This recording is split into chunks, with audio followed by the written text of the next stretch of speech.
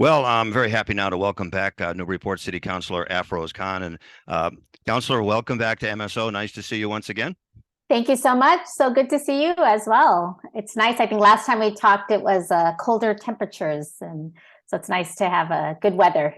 You don't speak too quickly because it's supposed to drop. Temperature's supposed to drop for the weekend. So Oh, no. Okay. we'll see. We'll see. I guess I'm very warm right now. I think the 80 degrees yesterday really warmed up our home. And we have to enjoy it when we have it, no matter what. Yes, So there yes. you go.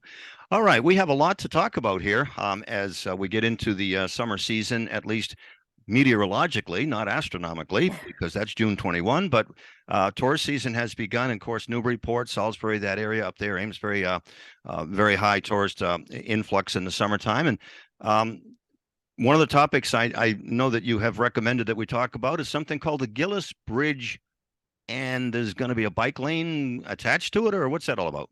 Oh, yeah. So I'm not sure how much you know about it or how often you travel around here, but about a month ago, the Gillis Bridge is really kind of that connector between Newburyport and really the waterfront of Newburyport over to Salisbury. And Oh, I'm familiar with that. Yep. sister restaurants. There's the Deck out on the Salisbury side, and then we have Michael's, and it's a very I guess well populated place, especially in the summer. But that's also a drawbridge. So that's one of the bridges that also goes up for our boating during our boating season. And so I would say, as part of Mass DOT's Department of Transportation's kind of upgrades and making more of a not walkability, but I should say more bike friendly aspect around communities, there was this, it seemed to have happened overnight, although I'm sure there were many plans in works, but it did come as kind of a surprise when all of a sudden the bridge kind of roadway markings eliminated. It went from 2 lanes to 1 lane. And then that 1 lane became kind of hash marked so that there could be a bike lane added. And I think what I would say, it kind of was an interesting observation from my part in terms of that kind of public facing transparency. So I'm really curious, with the summer season about to kick off, with that bridge being one that also is known to every half an hour, it's going to be opened up for boaters. It really does merge the traffic a little quicker, but I'm worried about the backup onto our Merrimack Street, which is really connects right into our downtown. And I don't know if you've driven in the summer, but just going from one end town to the other or crossing through the downtown is already very congested. So we'll see. It's not, I will say I am in favor with having bike lanes available for those who do want to use that mode of transportation. And I think it's awesome to have a bike lane on the bridge to connect to the rail trail. We invested a lot of money, both Salisbury and Newburyport, and we had a lot of grant money to do a rail trail. So this was a piece of that connection, but I think it just wasn't clear how it was going to be done and the timing for it. Well, so, yeah. With the Salisbury Beach repairs underway, you're going to have a lot of traffic going through there for sure. Yeah, I didn't know that was the name of the bridge. Been over it 1,000 times, of course. Yes. And Route 1 bridge, sometimes we say. That's the main. It's analogous to Gloucester too. They have the drawbridge on the waterfront, and it's same kind of congestion problems. No bike lane there either, but very familiar. Okay, so we'll keep our eye out for that. Yes. You're going to keep us posted, I know. Yep. Of course, this time of year, nationally and locally, it's the budget process. So how are things moving along in Newburyport? Going well. I mean, it's one of those things where we know that there's a need for additional type of funding mechanisms. And so a lot of our budget in the last couple of years focused around a lot of the aid we got. So there were the ESSER grants, there was this kind of, with COVID happening, there was specific grants and support and ARPA money, so we have sources of money as we're trying to recover during a very trying time the last couple of years. But I do think that what we're really seeing as trends in the budget right now is really trying to retain the people you have. And I think we've heard it across different industries that the labor shortage is a real issue, and getting people to stay at work and stay in the positions. So one of the things that Newburyport saw is that we actually did a salary compensation type of analysis across the board for our departments. And we recognized that to retain people at the level of experience and quality that they have, we are seeing probably like above the COLA, cost of living adjustments, some almost up to 5, 8, 9% increases in salaries. And I do support that. I really do think retaining people and compensating them appropriately is key. We did lose our DPS director to our neighboring town, and that is a loss. I see things like that as a loss because we have good people. I think every community has some really good hardworking people, but then they're going to be recruited by other communities because it is, I feel like sometimes a niche. So that's one big trend is our salary compensations have gone up. The other thing is we're also trying to streamline our information technology, which is really hard. The debate of going to cloud versus having a data center, your municipal data center or data server in-house. So that was the debate. There's like this desire to keep some in-house, especially when it comes to fire and police. Their archives and their data servers are a little bit more different than when you look at companies that everyone's transitioned to the cloud. So it took me a little bit of, I had to really be convinced of the importance of that and investing in that. So those are some of the trends I noticed. That's very interesting and very common. I think being an old schooler, I love technology, but I don't trust it. So I don't know. And it would seem to me logically you want to have something in-house. I mean, the cloud, I have a great philosophical question. How big is cyberspace? So, common threads. And I also, just as an aside, I ran into a former caregiver, a social worker recently, a wonderful young man who does a fantastic job. He worked with my son who has Down syndrome in a group home with 3 other people, and he was tremendous. And he asked how my son was doing. I said, well, you don't know? He said, no, I haven't been there in over a year because I couldn't afford to do that anymore. He's a licensed social worker. He went to school for that, a very, very nice man. And he's a carpenter now. And it's like, I mean, I wish him well, but I wish we could compensate more people, for what they do. And I hear the discussion there, and I imagine it's the same in other cities and towns as well.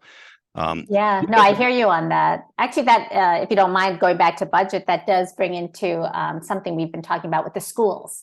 I think one of the things we saw with budget increases, and some of it is funded by state type of grants, if you're familiar with the circuit breaker for schools, depending on what % of kids have needs that the school needs to meet and which ones are actually going out of district to other schools because you can't meet the special education type of requirements. But we're trying to keep a lot in-house in our public schools. So we're really trying to bolster and foster the type of people that are actually in the schools and counselors, and a lot of that's around the social emotional learning. So that was a big piece of when we had the schools in front of us as part of the budget hearing. So as you know, every department's before us. And when the school system came to me, that was something that I really resonated with me, is that I think emotional assistance and support helps with the outcome of where kids could go and be. And so I think it just triggered something in my mind, is like, having a healthy environment emotionally is really critical, and what we're seeing in the budget in terms of an increase we're seeing there for schools. Yeah, and it's very difficult post-COVID because COVID did a mess on everybody, I think, in ways that we're still finding out about. I guess finally here, no, not finally. We got a couple more things to discuss. It is summertime, and many things going on the North Shore and up there at the upper end of the North Shore, Newburyport especially. You have all kinds of good things happening in the summer. We do. This is one of the times when, the kids are out of school, and I always tell my husband, hey, should we travel? And he's like, why? Newburyport is a very, it's so exciting in the summer because we have festivals, and our market over by the Bullnose, which is kind of the center of town, Market Square.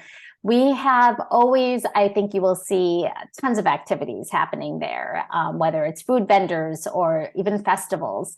And, you know, for someone who moved to Newburyport in 2005, I remember the first time I encountered Yankee Homecoming, and I kept trying to understand, what does that mean? Yankee Homecoming, I don't get it. I've heard different explanations about it, but we have some pretty, it's a week-long festival for those that don't know, from the last weekend of July almost up to that first weekend of August. So in that time period, we have like food festivals. It launches actually with the Greek Food Festival.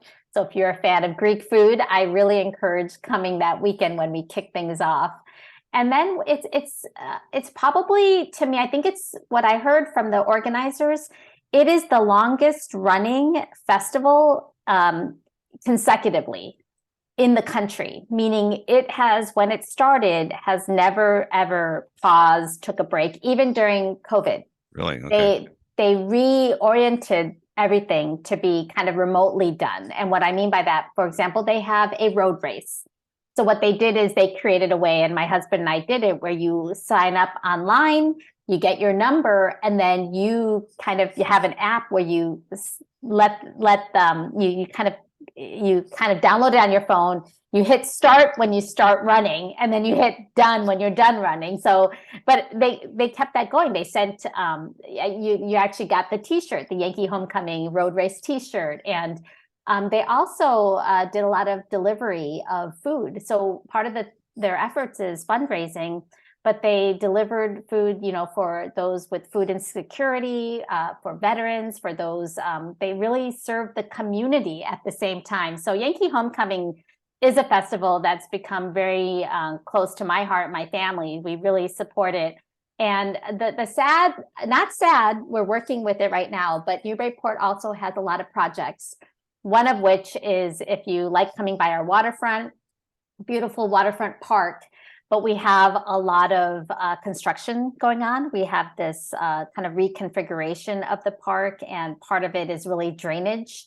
The drainage from downtown Newburyport over through that waterfront area. There was a lot of flooding. I don't know if you ever see it, but if you come here when it's really raining, the market square tends to get flooded. So we've got a drainage project going on, which has created some problems with whether or not electrical will be provided for the concerts. So an amazing thing about Yankee Homecoming is every night we have a concert at the waterfront, and the electrical situation is being worked. You know, I think a generator and some other efforts are being done. So there's been some, let's just say we've been working closely as a city to make sure they can have the festival occur, but there's been some slight changes. So those of you who've been going will see a little bit of differences, meaning some things will move to Cashman Park, which I think is what I may have heard for the concerts, maybe not at Waterfront, but at Cashman, which is another park along the water.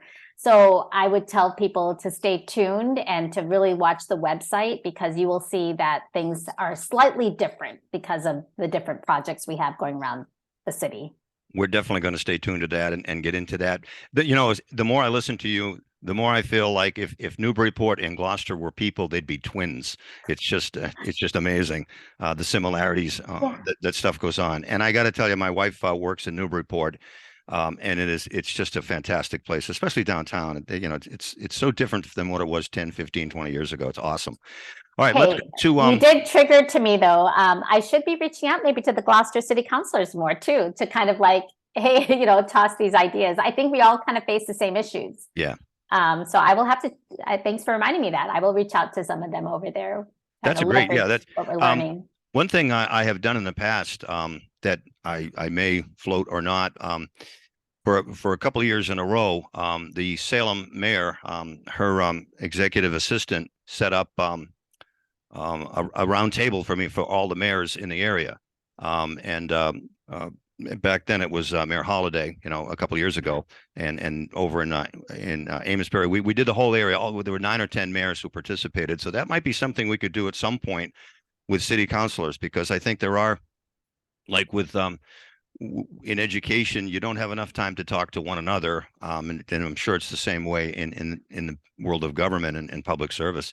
So anyway, let's I love that idea. Put a thank pin you. on that. I want to see that happen, really. Okay. All right. Well, I Yeah. appreciate that. That's good. I'm going to pursue it. Now, one of the things that we have been following very closely is Pride Month and the Pride activities that are taking place today as we record this, especially in Newburyport, because from what I understand, the governor's going to be there. Yes, you're right. So I really do give a lot of accolades and commend our Mayor Sean Reardon, for really, I guess, taking the charge here under his department, bringing in what it's called like a DEI alliance, diversity, equity, inclusion. Originally started from Mayor Holliday, and now Mayor Reardon has kind of given it some other kind of power, I want to say, or empowerment. And within that group, there is also now subgroups, of which one of them is for LGBTQ community, and having a specific task force looking at ways of supporting, empowering, celebrating. And that group has taken the charge in more than just having maybe Pride events here and there, businesses maybe having some support, with some flyers and posters in support of Pride Month. They have really taken it to be a citywide month of celebration. And so it actually kicked off last night at the Sunset Club. Sorry, I always call it Sunset. There's the Plum Island Grill, and then there's the Sunset Club across the street. That they started off last night with like a kickoff kind of event for the community, and then today will be the Pride flag raising at City Hall, which is really, I want to say, the first time, and it's going to be an incredible event with the governor, Maura Healey, who has some ties here in Newburyport as well. And we are really thrilled to have her there, and the mayor will speak and a few others, but it's really going to kick off more than just the raising of the flag. I think that's the main thing we need to say, is that there's got to be a support that's more than just kind of more passive, but there's active support capability. And so what we're going to have tomorrow for the first time in Newburyport is a Pride parade, which we've never had that happen. And it's really fantastic because I'm also, as a city councilor, on the license and permits committee. So anything on city streets goes through us. So this application came, and it was actually really awesome because the mayor's office and everyone's like, wait, the city is owning this. You guys don't need to approve it. The city owns it. And that's pretty powerful. Like normally when we approve street use, it's for those who are not. It's for residents or those who are not really the city. So, but we have a parade that starts at noon, goes from 12 to 1. So it's not all day like it is in Boston. I don't know if you've ever gone to the parade in the south end of Boston, but my husband and I used to live right on Clarendon. And so it used to come right by us. But so that was hours long, and that backed up traffic for quite a bit. But here it's really just 12 to 1, family friendly. Everyone's invited to bring, their pets, their animals, and people who want to walk in it. You need to register in advance, but it's really something that we're excited. My family's excited to be part of. And after that, the different other events there's going to be a dance for the teens, a Pride dance as well. That's tomorrow night. And, not to take us off topic so much, but I do want to talk a little bit about the Pride dance from last year that really caused, and I'm sure, I don't know if you followed it, what happened, but it's an alternative to prom for high school kids who identify as LGBTQ or their supporters. And that alternative prom was going to be at the Masonic Hall in Newburyport on Green Street. But there was a little bit of I guess I should say, some controversy in the sense that the person they chose to be the DJ is also a adult performer. They do other things, but they were here to DJ an event, not to perform. But I have fielded calls from all over the state, from residents of Massachusetts, really worried about that and kids being exposed to it. So I think while I understand people need to be kind of talked to a little bit, maybe more transparency, how did we vet people to actually DJ events for kids? I think there were some lessons learned from that. But I think what it also showed is that, we need to be a little bit more as a community, I think really educate, but also show that there's leadership involved and leadership that supports and why do we support? What is it we see that we need to do as a community to really just create a welcoming environment where everyone could feel supported. So I feel like it's been a journey, and seeing this happen, the Pride Month activities and festivities it's an incredible feeling. And before I end, there's also a community service video being put together. And it started off with, hate has no port here. And I want to say that campaign started in 2020, and mainly in support of, there were some incidences where some racial slurs were yelled at the kids from adults who were Black. And that video has Mayor Holliday, myself, some other community leaders, hate has no port here. There's a second segment now in celebration of Pride Month, and I'll send you the link when it's ready and for people to see. Please do that.